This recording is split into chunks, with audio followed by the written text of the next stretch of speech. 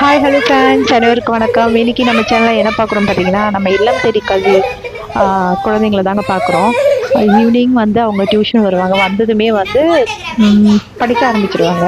சரி, இன்னைக்கு கொஞ்சம் அவங்களுக்கு ஃப்ரீ இல்லைன்னு சொல்லிட்டு கொஞ்ச நேரம் படிக்க வச்சுட்டு அவங்களுக்கு வந்து அவங்களுக்கு ஒரு என்டர்டைன்மெண்ட் இருக்கும்ல, ஜாலியாக என்ஜாய் பண்ணுறதுக்காக சரி ஓகே வாங்க நம்ம கொஞ்சம் விளையாடலாம் அப்படின்றதுக்காக அவங்களை கூப்பிட்டு வந்தேன்.